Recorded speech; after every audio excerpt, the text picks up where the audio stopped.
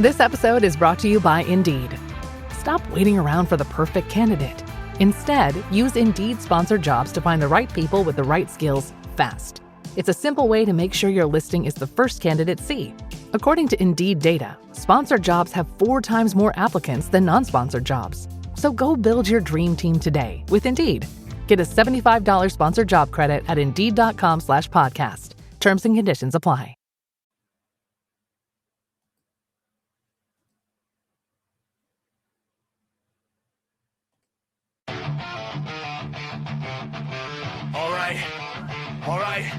All right. This ain't just a show. This is a platform. Veteran built, battle tested. Welcome to the Misfit Nation. Yeah!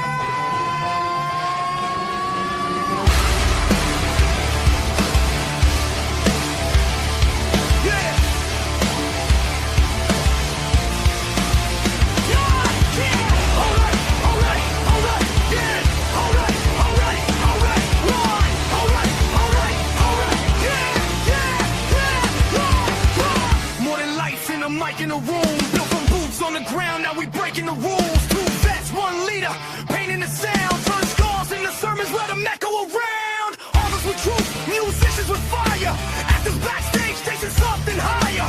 Entrepreneurs bleeding just to get ahead. If you fought for your dream, yeah, you are what you said. If they told you no, if you still came back, if you fell to your knees but you stayed on track, this is your voice, this is your flame. Say it loud, remember the name. No salvation, just elevation. We rise again.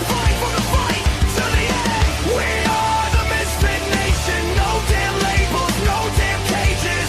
If you're still breathing, you belong. Turn it up, this is our song. Yeah, this is our song. Yeah. Veterans standing with ghosts in the chest. First responders running in while the world second guess. Gold star names carved deep in the soul. Your story ain't over, we carry the whole. Coaches teaching mindset, breaking the chains, turning barely alive into owning the pain. Truth over polish, scars on display. If it's real, let it bleed. That's the misfit play. If it's heavy right now, and the dark feels cold. If it's heavy right now, and the dark feels cold. If it's heavy right now, and the dark feels cold. It's Aubrey right now. We're the more than you know. 988, don't walk alone. Veterans press 1, bring it home. Don't trade forever for tonight. You're still needed in this fight. We're the Misfit Nation, built from scars and dedication. We rise again. From the fight, to the end. We are the Misfit Nation. Every voice is fabrication. From the silence to the scream, we're strong. Welcome home, you belong. You belong. You belong. Oh wait, you. Oh wait,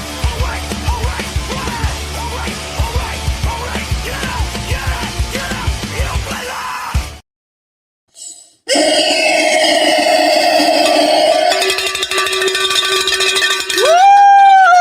All right, Misfit Nation. Tonight, we don't warm up, we ignite. The week tried to test you so far. The grind tried to slow you, but you're still standing, and that means there's still fire in you. This is not just another night. This is where momentum gets built. This is where excuses get burned, where energy goes through the roof. So turn it up, lock it in, and let's light this place all the way up. Because when the crew hits the stage, things don't dimmer, they explode. Make some noise for the heat bringer, not bringers, the chaos commander, the heartbeat of the Misfit Nation, Jake, and his shadow partner, Stevan. Hey, good evening, everybody. This is Jake. You noticed I'm alone this evening. Steven had to work, so he won't be on here. But I'm going to do this thing solo. And I want to welcome y'all here. And hey, if you're listening, did you catch the finish of the Daytona 500? Was that wild or what? I knew it was going to be wild. I didn't know it was going to be that wild. But congratulations to the winner. And yeah, if that's anything like, if that's a show of how any of the season's going to be going, I am excited for this season. I'm going to ask you a question, Nation. First of all, well, thank you for joining us. And I'm going to ask you a question. Are you out there? Are you dealing with PTSD? Are you dealing with trauma, your inner demons or whatever? Well, if you are, it's a good thing you tuned in tonight, because tonight on the ToosDay Crüe, we're joined by Matt Johnson. He is a subconscious transformation expert who turned his own battle with PTSD and anxiety into a mission to help others reprogram their minds. He uses NLP, and we will talk about that during the show, and hypnosis. And he dives deep into the hidden patterns that control our behavior and teaches us, or can teach you, how to take control back. So without any further ado, let's get Matt Johnson up here in the studio. Hello. Welcome, Matt. How's it going?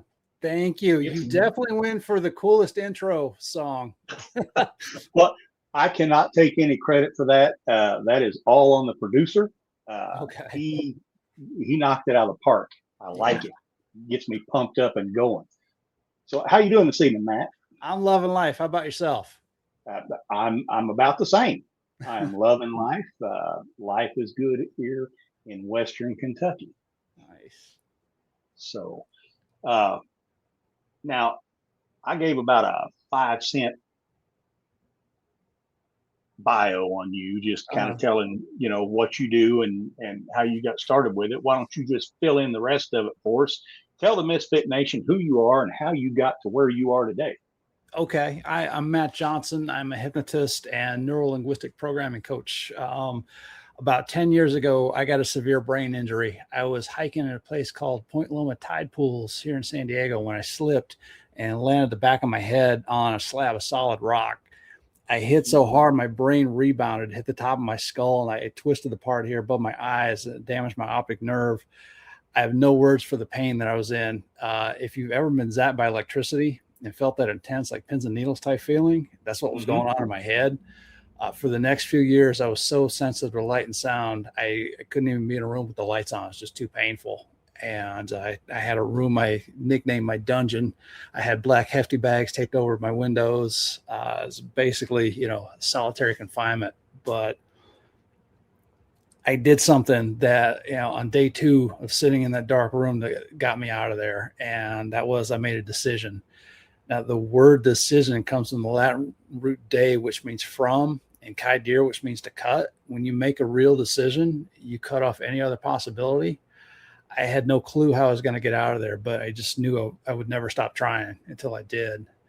I started going the medical route. I had 4 different neurologists. First one tells me there's nothing I can do for you, and then tries to schedule me for a follow-up. I'm like, why am I going to come back if there's nothing you can do for me? I didn't say that, but it didn't make sense to me.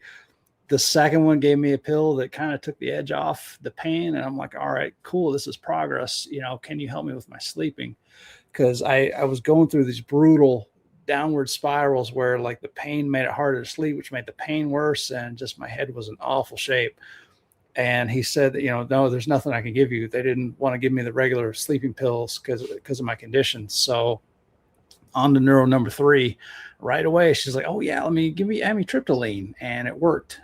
And I'm beyond grateful to all my doctors. I would not be where I am without them. The only reason I tell that story is how many people would have stopped at that first one. Mm-hmm. You know what I'm saying? When you're facing something big like that, you really, listen to your doctors, do what they tell you. But, if somebody doesn't have your answer, you got to keep going until you find somebody who does. Yeah. You know what I'm saying? But I did, the medical route for about 1.5 years. I read every study there was on how to heal a brain injury, and tried every harebrained treatment there was, everything from amino acids to hyperbaric oxygen. And if anybody out there listening has a brain injury, hit me up. I have a list of everything that I tried. I gave a presentation on it to the San Diego Brain Injury Foundation. More than happy to share that, no charge, but it can definitely help you. But about that time, I realized medical science was not going to be able to heal me. And so it was terrifying for me. So I started looking around. I was desperate to find something. Mm-hmm. I'd been a lifelong skeptic. I'd never been into, the woo type stuff, even though I live in California. But so I started looking around to energy medicine and stuff like that. And one of the first things I tried was called Reiki. And the best description I can give is I told you I had that pins and needles type feeling in my head. Mm-hmm. She kind of took those pins and needles and kind of made them fly in formation, if that makes sense. And it took the sting away. I'm like, whoa, I have no idea what you're doing, but please don't stop. And at the end of that session, I asked her, can you show me how to do that? And so I spent a few days with her, learned Reiki. I went on to learn other, healing stuff, stuff called pranic healing, Qigong, Silva holistic faith healing. Lucky for me, I live in California, so I had a whole lot to choose from. So anytime something helped, I just try to dive in and get good at it. Now, can I? Yeah, sure. I just want to ask real quick. Yeah. Reiki, that's the aligning your chakras, right? Reiki, it's an energy healing modality. If you think about it, your body runs on electricity, right? When the electricity stops flowing through is when you take a dirt nap, right? Anything that runs on electricity is going to generate an electrical field. And so my theory, me being a skeptic and all that, my theory is, that stuff just gives you the ability to tap into that field. You know what I mean? Mm-hmm. That's that's the best description I can come up with for it. But I just know that it works. Okay. I was just kind of, I didn't know what it was. And yeah, there was a guy back in the 1800s who, figured out how to do it. And people, they call it an attunement. You have to go to somebody who's already got it and they can align your, systems. I don't know, exactly if it's chakras or whatever, but I just know that it works. But I did that for, a little over a year and, made huge strides, healing wise, but I just could not get rid of that light and sound sensitivity. It's just too painful to go out and live life. So at this point I'm thinking, do I have permanent damage? And so I started looking around and I found a special type of brain scan. I'd had an MRI, which just looks at the tissue, which if you have a brain injury, doesn't really tell you much unless you got something really bad. And so I found what's called a SPECT scan, SPECT, done by Dr. Daniel Amen. He's famous in brain circles. A SPECT will actually map the electrical activity in the brain. And he's written a ton of books. He shows all these brain scans where somebody with Alzheimer's looks like they got a hole in their brain just because that part isn't functioning. Mm-hmm. And so long story short, I went in and got my brain scan and my brain was okay, but areas that were supposed to be dark were lit up like fireworks. And I got diagnosed with PTSD that day. I'd had no clue. I'd had it since I was a little kid, but I never really, would have given myself that label. You know what I mean? I knew I had anxiety, depression issues. I never would have thought of myself that way, as having it. And, right away I knew what the issue was. With a brain injury, the name of the game is to bring your brain waves down, give your brain a chance to rest and repair itself. Mm-hmm. The PTSD was keeping me in fight or flight and sabotaging the healing process. So I knew if I wanted to heal the brain injury, I had to beat the PTSD first. I had no clue how I was going to do that. I'd already, had, several therapists. I tried the meds and all that. And by that point, I knew that wasn't my route. There are wonderful therapists out there and, you know what I mean? But for me, me personally, it was like a garden hose against the tide. You know what I mean? Yeah. So I was lucky. I was familiar with the incredible power of hypnosis from my dad. He'd smoked a pack a day for over 30 years. And I saw him trying over and over again to quit, pills, patches, gums, you name it. failed every single time until they got hypnotized. After only one session, he told me he never even craved cigarettes again. Wow. I was also familiar with what's called neuro-linguistic programming, or NLP, from a guy named Tony Robbins. Tony famously had a woman that had 152 different personalities. In one of his seminars, he was actually able to integrate her right there on the spot in about 45 minutes. So not knowing much more than that, I dove into both. I got quadruple certified in hypnosis and NLP and all that. Asked every instructor I had the exact same question: how do you heal PTSD? They all tried to help me, but none of them really had the answer. And so I went back, on the internet, and I spent the next 2.5 years just binging every course, every book I could find on either one of them. And I gradually put together a protocol where I was able to heal myself. And, about 6 months later, I was finally able to heal the brain injury. So long-winded answer to your question, but that's how I got here. No, hey, that's very informational. I first of all, it's great that you survived, that you even survived that fall. Thank you. Yeah. And second of all, I am glad that you finally found how to heal yourself. That's an amazing story right there. And thank you. Just learning how to turn your brain off and allowing it to heal. Because I guess it's just like the body. If we work out all the time, we're never going to get any better, and the body's always going to be hurting. You're not going to get any healthier. You have to sleep. Yeah. Turn your brain off a little bit, allows you to sleep, allows it to heal. And that's cool. I like it. So, let's talk a little bit about NLP and how it works, and how you go about using it. Yeah. NLP is kind of like having an owner's manual for your brain. So it's, you go to a talk therapist, and, they're wonderful at what they do, but it's a different type of a process. With NLP, we dive into, how you do certain things. So, I could show you an example if you're up for it. This is one that we all run into. If you think about something that stresses you out, hopefully nothing too scary, but, maybe an overdue bill or a conversation you don't want to have.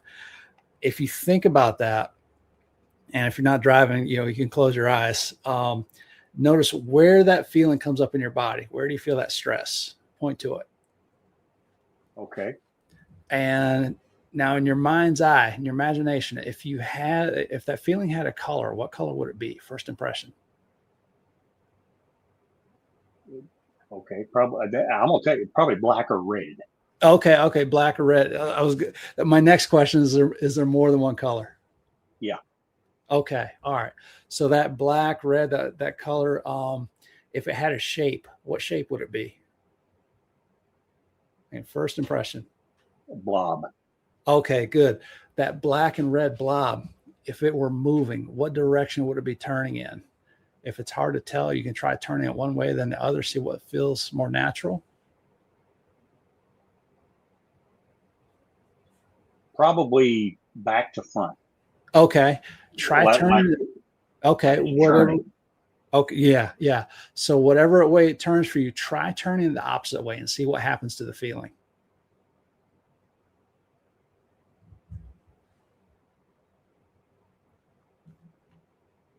It dissipates. Okay, good. That's what we want. So find the direction that feels best for you. And if you would like to, you could spin it up faster and faster, amp up that feeling. Okay. While you drain all that color out, all that black and red or whatever color it is for you, to make it totally transparent in there. And then fill it back up with whatever color you like. Some people like gold or pink, green or blue. Now, still spinning your new color in your favorite direction, try adding sparkle to it and watch it start to swirl throughout like a candy cane or one of those poles in front of a barber shop. Okay. Yeah. So do you feel a difference? I do. And to tell you what I thought about was my 2 ex-wives. So,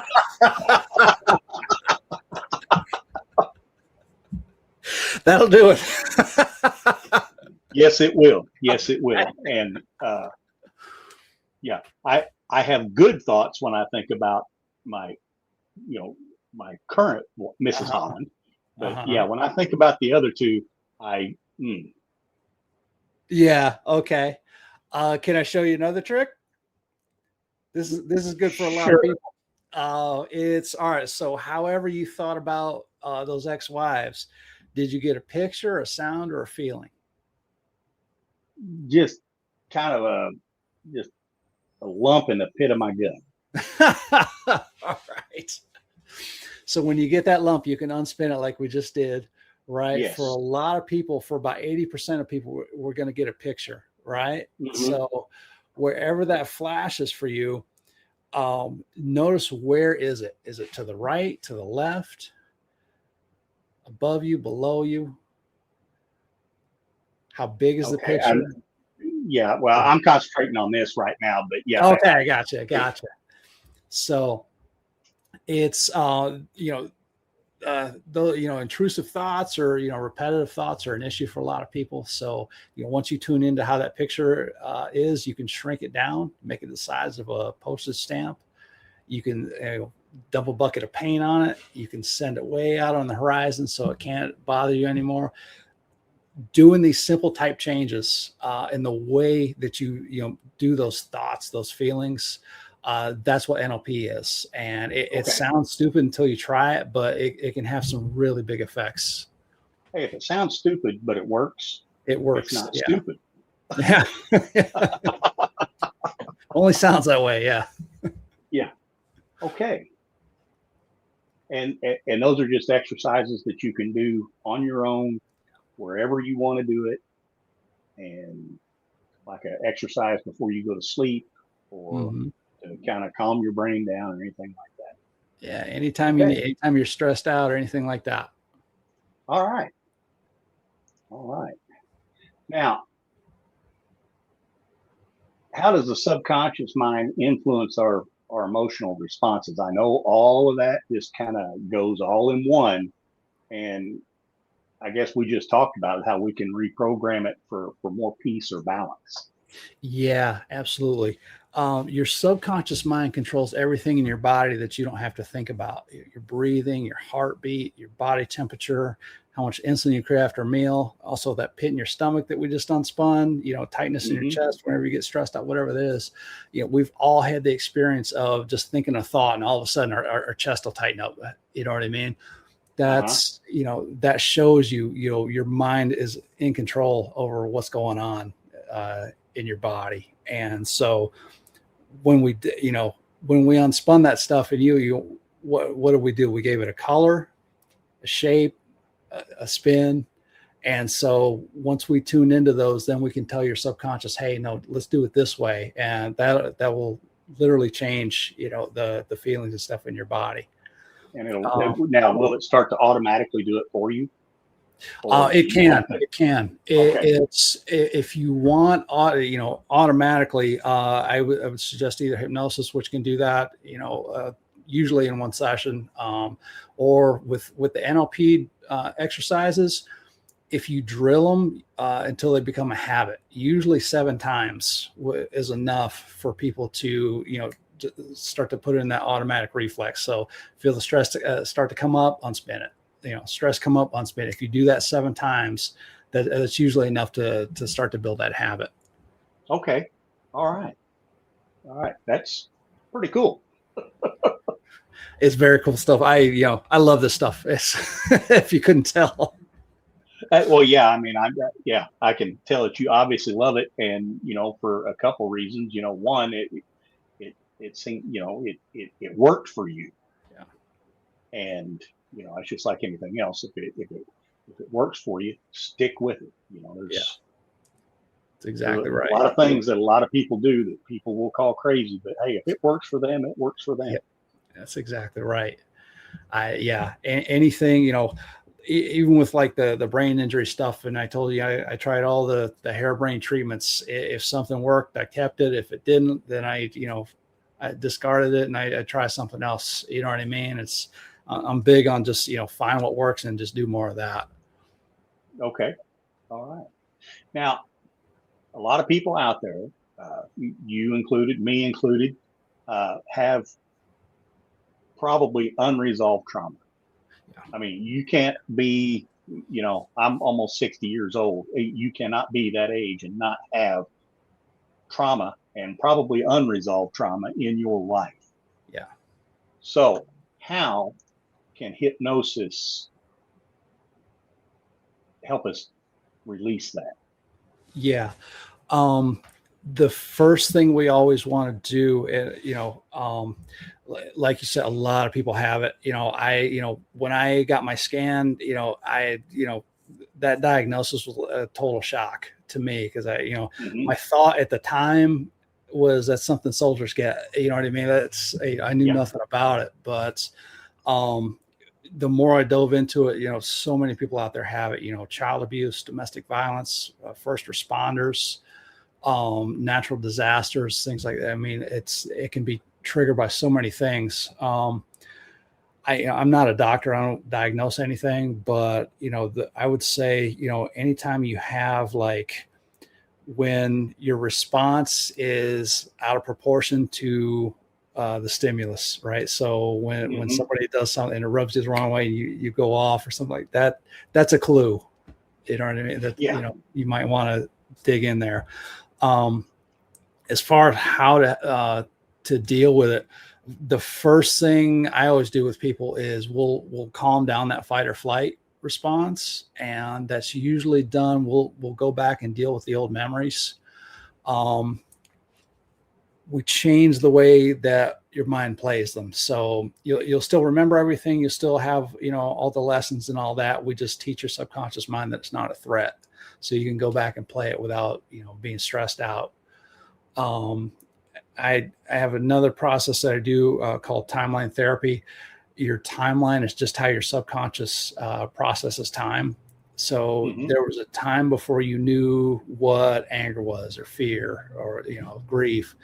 We can go back to those times and basically clear your nervous system of those emotions. There are other, hypnotic processes that we do, just depending on what's going on. Everybody's different. It's like a fingerprint.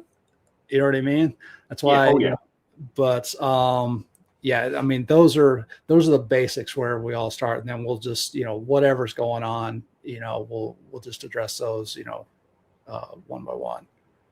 Okay. All right.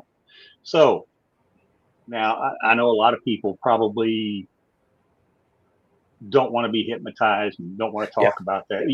Let's because I'm afraid that if I get hypnotized, you're going to make me walk around clucking like a chicken. Look like a chicken. I mean, that's the same one I use. Yeah. So that's what we all see. Yeah. Most people, they see hypnosis for the first time. It's like the guy at the fair, hypnotizing people to do crazy stuff. Yeah. If you watch that guy, he'll bring people up on stage and he'll put them under, and he's checking for what we call suggestibility and like the depth of their trance, right? Like in a hypnotist. But he's also being very playful with them. He's seen who wants to entertain that audience, right? Okay. People who play back are the ones who get to stay up there. Those people are in control of what they do. You never lose the ability to accept or reject any suggestion given. That ability is there with you no matter how deep you go. You always have your wits about you. You're always in control. People who are nervous about or hypnosis, I would ask you, have you ever had a movie stir your emotions? Did you feel empowered or, for some people cry? Right? Ever had that happen? I've watched Old Yeller, of course. Yeah. So what exactly, stirred those emotions in you? Was it the popcorn? Was it the kid kicking your chair? No, it was them killing the dog. Yeah. Well, you got immersed in that experience, right? Yeah. and you had what's called a continually narrowing focus of attention, right? You just got absorbed into that movie. Mm-hmm. That, along with an alpha brainwave state, which Hollywood is really good at putting people in, are the definition of a hypnotic trance. The movie hypnotized you. We get the same thing when we drive for a long time and you get that really spaced out type feeling. That's called road hypnosis. It's the exact same mechanism in your brain. It's just we take it deeper. There's nothing to worry about. You're always in control. I would argue more so because we get all your crap out of the way. Okay. All right. You're just hyper focused on whatever it is. Okay. All right. Yeah. You talk about being focused on, at a movie or something like that. The first time I ever watched a movie on my phone, I'm thinking, I can't get into this movie on this little bitty screen. And then, 3 minutes into it, you think you're at a theater. I mean, because you're just so focused on that. So yeah, I can see where that comes in. Yeah, that's exactly what we're doing. Yeah, same thing. If you want an eye-opening experience, try turning on a sitcom on TV and then listen to it from the other room. Very specific cadence to that laugh track. They know exactly how long they have to hook your attention back in. It's crazy when you try it. I will try that. I will try that. So now you talked about, the mental healing and everything. Can hypnosis and NLP help with your physical healing? And your stress and how does it do that? How does it help with physical healing and stress related symptoms in the body? A lot of ways. It's kind of like that unspinning that we just did. It can, there are two parts to stress. There's what's going on in the body, right? Which, exercise and things like that are really good for, flushing out those stress chemicals. But if you're still doing that stressful thinking, it's just going to come right back. You know what I mean? So you want to address it from both angles. As far as, how it can help, we've all heard of the placebo effect, right? Yes. It's been shown to have up to a 70% cure rate in clinical drug trials. A lot of times it's better than the drugs they're testing, but no side effects. Yeah. But just the belief that they're getting something that helps a lot of times is enough for people to cure themselves. There was a really good book called The Biology of Belief by Dr. Bruce Lipton, where he showed beliefs can control what genes are switched on and off in our DNA. Dr. Bernie Siegel, way back in the day, did really fascinating stuff with multiple personality disorders, where his patient's eye color would change, going from brown to blue and back. Scars and things like high blood pressure would disappear and reappear, depending on what personality was coming through. That's how powerful your subconscious is. And so, that power can be negative and work against you, or, you can harness it and, use it to heal yourself. And it's just a matter of what's going on in your head. When you think about whatever it is you're dealing with health wise, how do you picture it? Do you picture yourself healing, or do you picture yourself sick in bed? If it's the latter, then, we got to change that. Okay. So, and I'm going to go down a rabbit hole here, and I'm going to. Oh, sure. Say you have surgery, hip replacement, knee replacement, whatever, and instead of pain medication, can hypnosis be used to help you with that pain? It has been done. I have not done it personally. I'm not venturing there. But, childbirth is another big one. I know people who have been, who have delivered via hypnosis, no pain meds. They felt nothing. It's, again, that's the power of your subconscious mind. It controls, everything in that meat suit. And, once you learn how to communicate with it, you can do things that, they seem like miracles. In reality, you're dealing with those programs where they live, which, deep in that subconscious mind. Okay. All right. Hey, we got our first question. So, cool. From spin to reel, what was the moment you realized traditional therapy wasn't the right path for you? Thank you for that question, spin to reel. That is a good one. It was actually before I even got my PTSD diagnosis, to be honest with you. I had 3 different therapists. The first one was good. Her specialty was like executives and stuff with stress. She was, I could tell she was good at what she did, but like for me, it was like a hose against the tide. You know what I mean? It wasn't going to work. And so I had another one who was no good, and for me anyway. And I had the third one that I tried. It's like everything was another pill. Every issue that I had was just another pill. And I'm just like, with all due respect, I didn't say this, but that's not a therapist. That's a glorified drug dealer. You know what I'm saying? Yeah. And yeah. I did not respond well to the drugs. And so I'd gotten all that out of the way before I even got my diagnosis. So going in, I knew that it wasn't for me. Now there are some phenomenal therapists out there, I know, and zero disrespect to any of them. And just for me, for what I had going on, just it just didn't work well. Okay. All right. Well, thank you for that question. Now,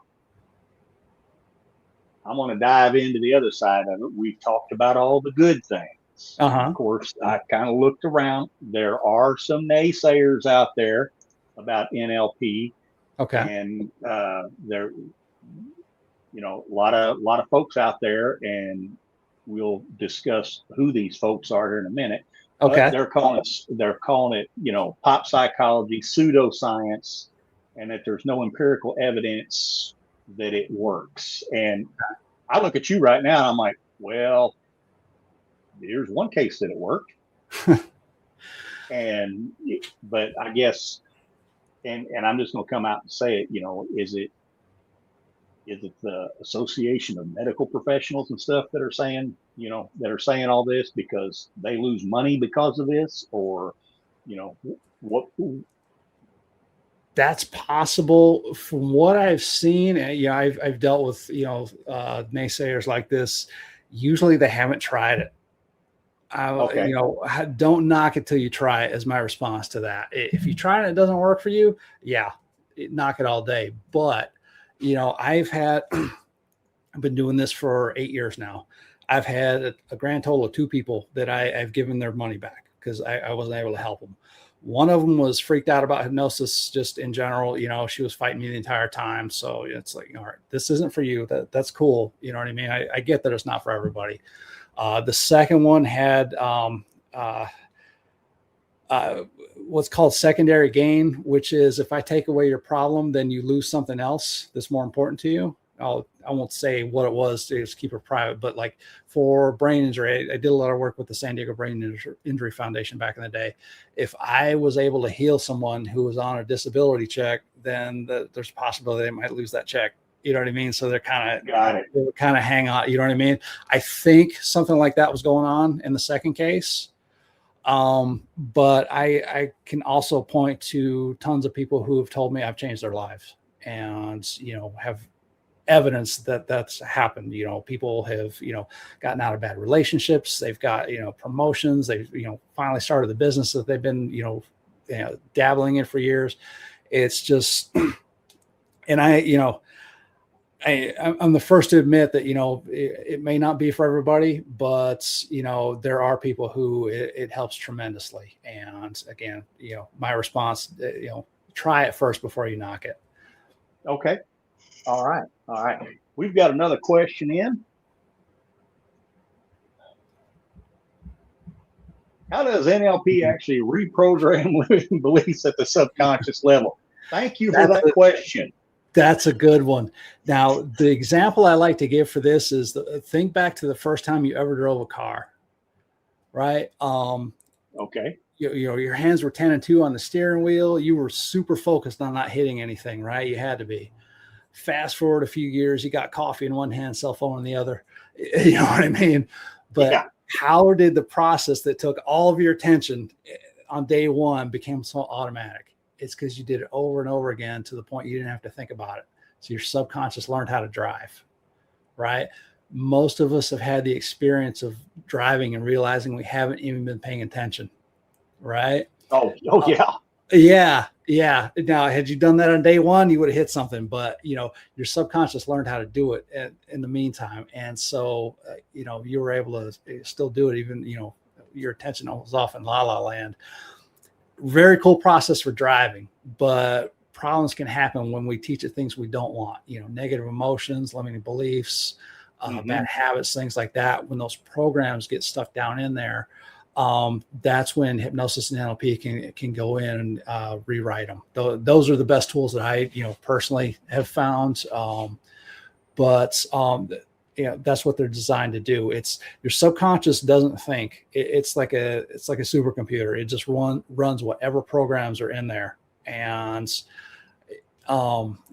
when you try, in an example of like a bad habit, a lot of people try to, like quit smoking or whatnot. And, or, basically any bad habit, it's hard to do, right? It takes a lot of willpower.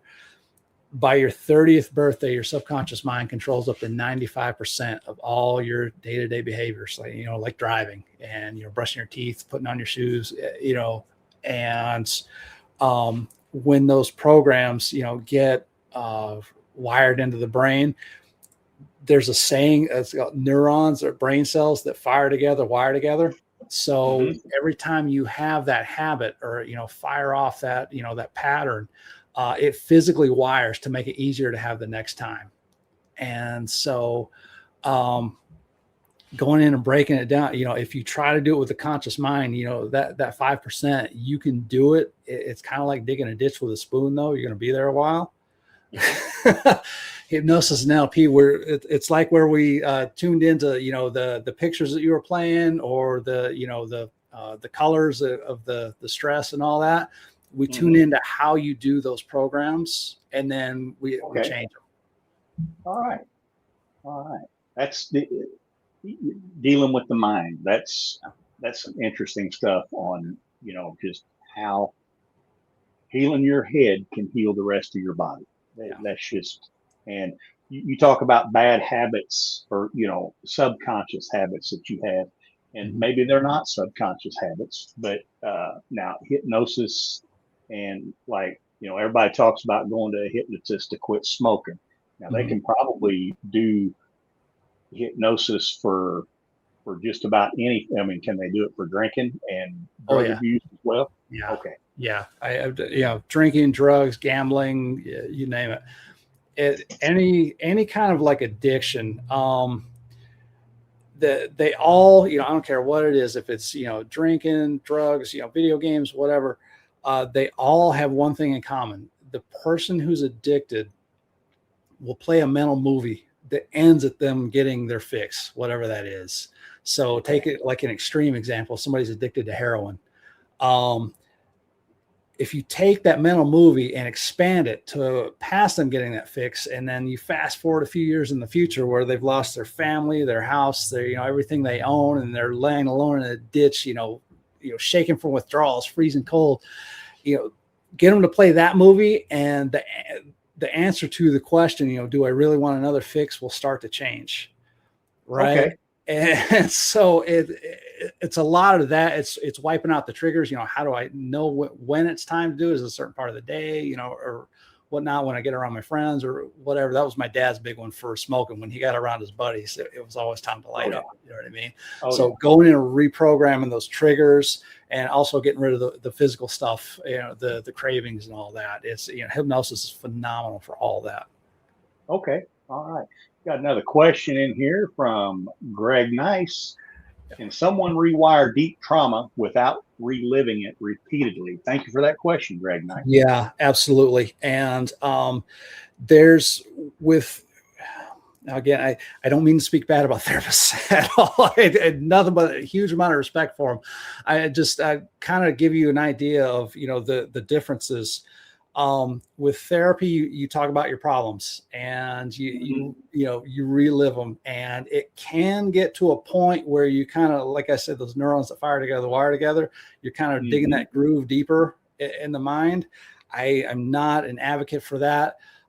With NLP and hypnosis, it's basically you revisit it once. We do it in a very safe and controlled way so that we're not bringing up those emotions. And then we take that emotional sting away from the memory. We just teach your subconscious, hey, this is not a threat anymore. So you can still remember it without all the emotional charge coming back up, if that makes sense. Okay. But yeah, it's a one-shot deal. Yeah, one and done for the most part. Okay, because I know, I've been to some therapists before, and they always try to pick up in your next session. They're like, okay, last week we talked about this, Mm-hmm. and then you got to rehash all that. It seems like each session. And that's usually dealing with your conscious mind, which again is 5%. Yes. You know what I mean? I deal with that 95% behind the wheel. Okay. All right. Yeah, and it's definitely another way to look at it. Yeah. Yeah. It's just a different tool. You know what I mean? It's, there are people who therapy is absolutely perfect for, you know what I mean? It's just, you wouldn't, well, I'll give you my example.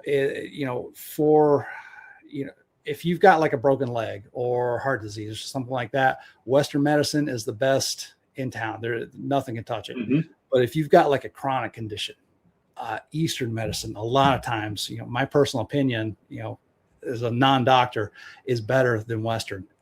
It's Eastern medicine is all about, we talked about that electrical system in the body, right? Yes. Eastern Eastern medicine is all about getting those circuits to flow the right ways. And Western medicine has overlooked that.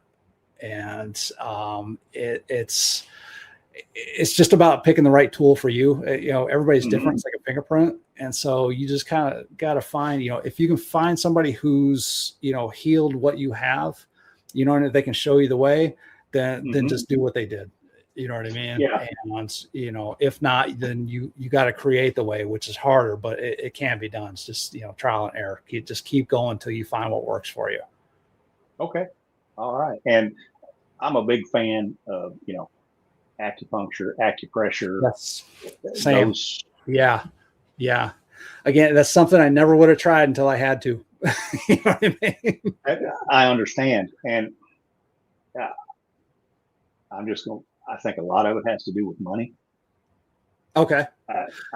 Yeah. There are some financial incentives to not, I'll leave it at that. But yes, I agree. If I can go to an acupuncturist and for $50 or $100 be healed of pain or whatever, that's money that somebody's not going to be getting for pain pills or what I'm talking. So they're not taught, that in medical school, you know what I mean? I'm not saying doctors are evil. My doctor, my family doctor is a brilliant guy, super smart on what he does, but you try to talk to him outside of that scope and it gets dismissed.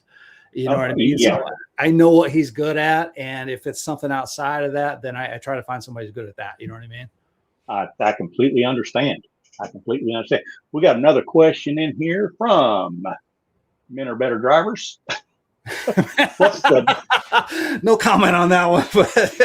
No. What's the biggest misconception people have about hypnosis? That I'm going to make them cluck like a chicken. Like I said, okay. People, it's, like I said, people get that introduction to it like it's, that guy from the fair, and it can in a way it can lower your inhibitions, kind of like alcohol.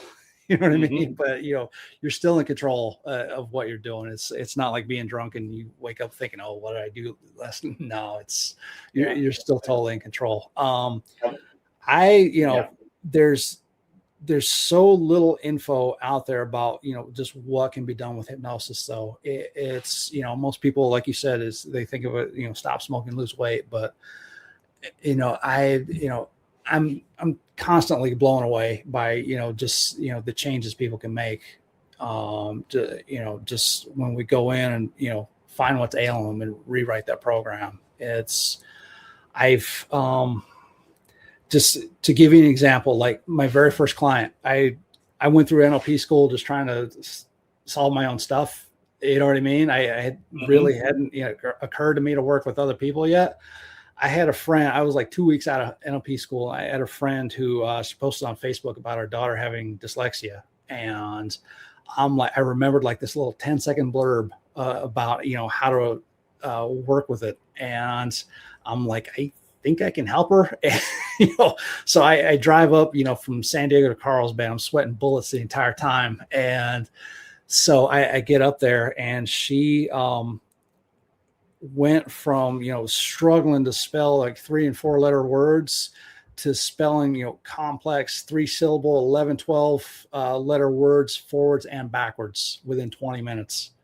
I mean, that, it shows you the depth, what can be done. You know what I mean? There's just so many different ways we can heal ourselves with it.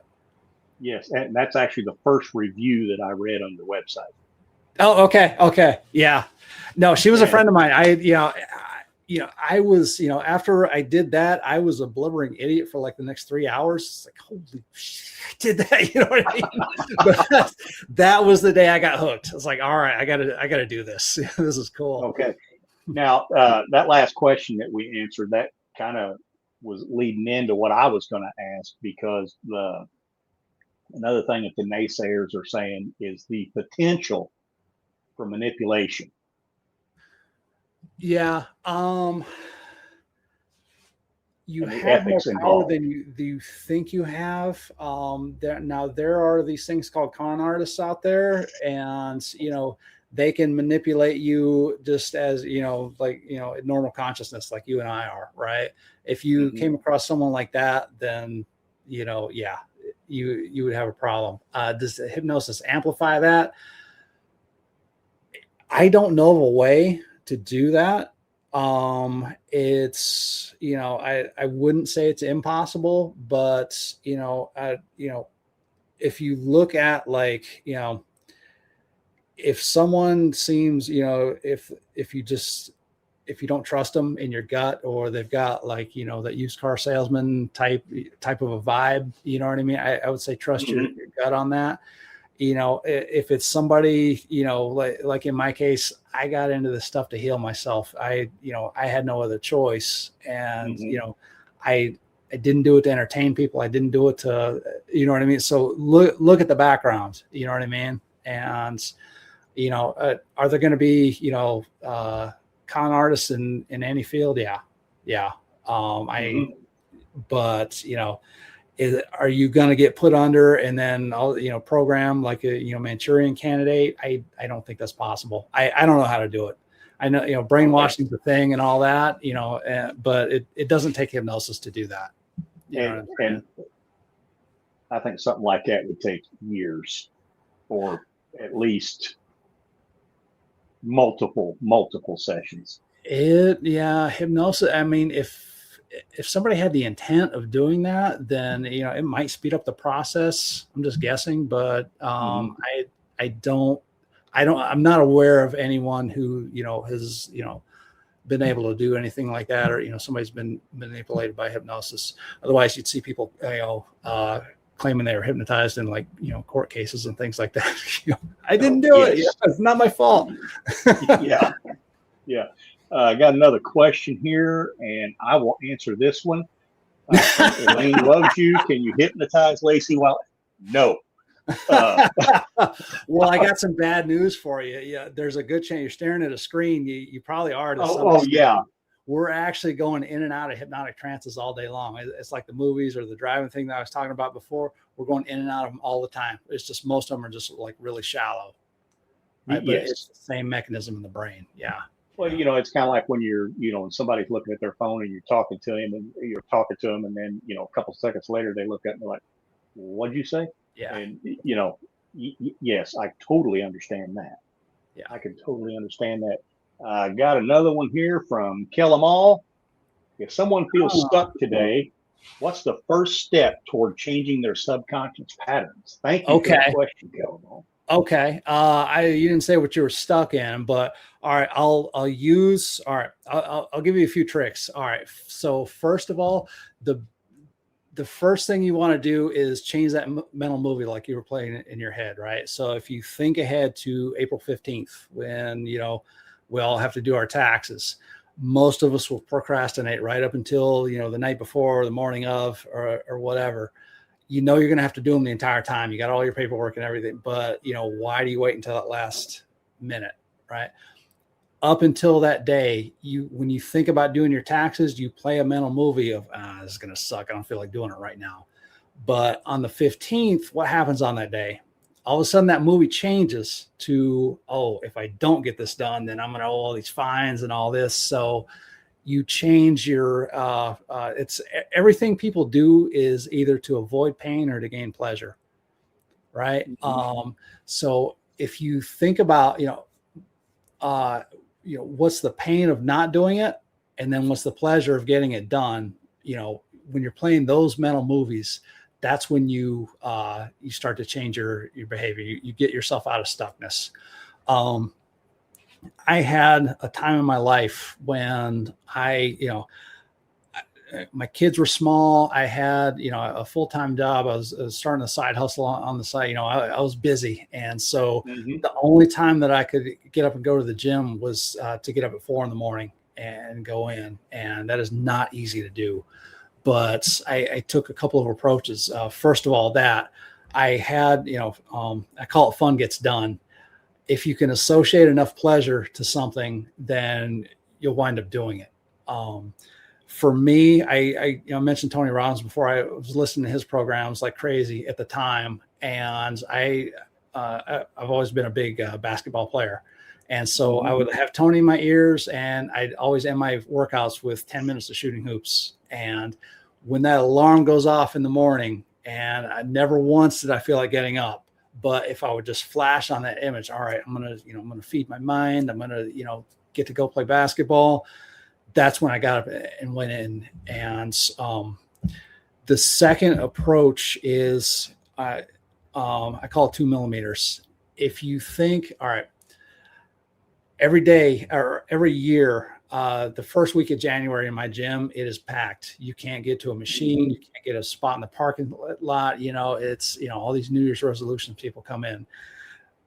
Fast forward to week 2 and about half the new people are gone. By week 3, it's usually back to normal, right? Why do so many people give up 2 weeks into a 52-week year, right? Because most of us, and I've been guilty of this too, we take the approach of, I'm going to starve myself and work out 6 hours a day, right? But for me, I usually quit around day 2 or 3 with that approach.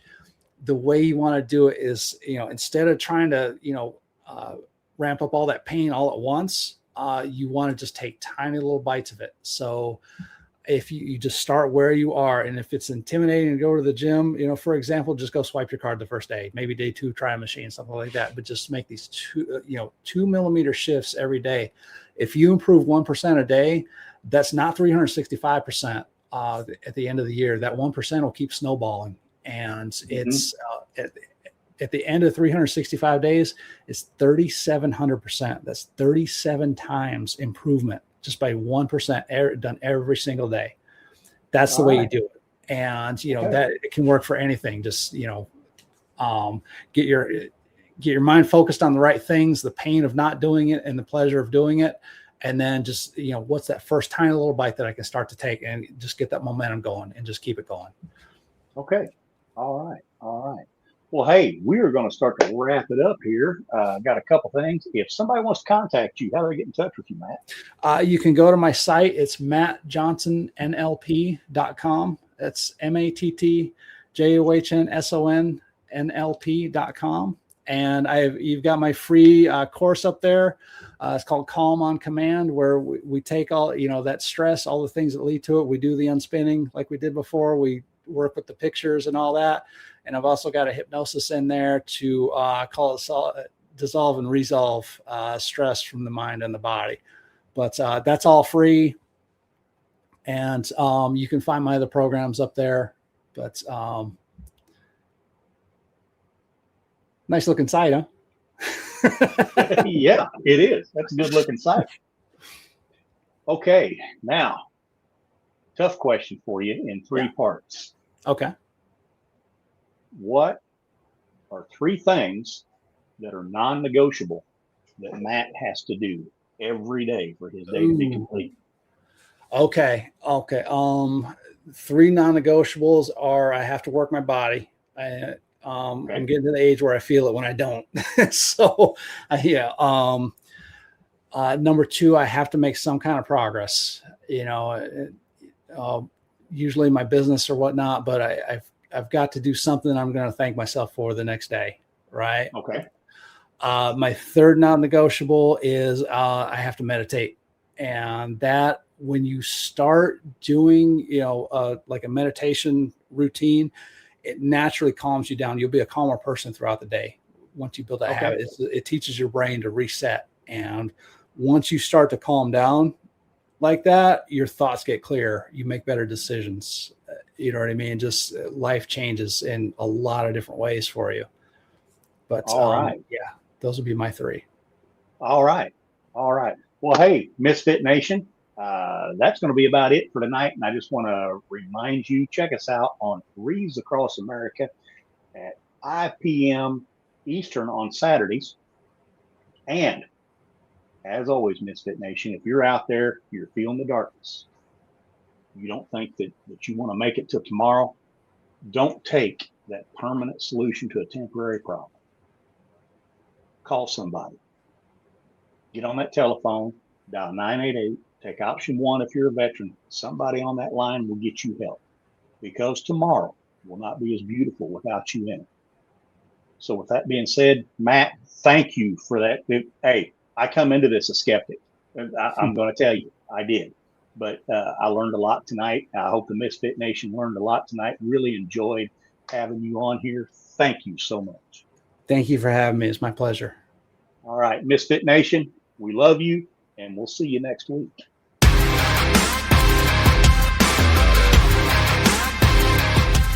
Thanks for checking us out and being a part of the Misfit Nation show. Don't forget to visit our website at themisfitnation.com.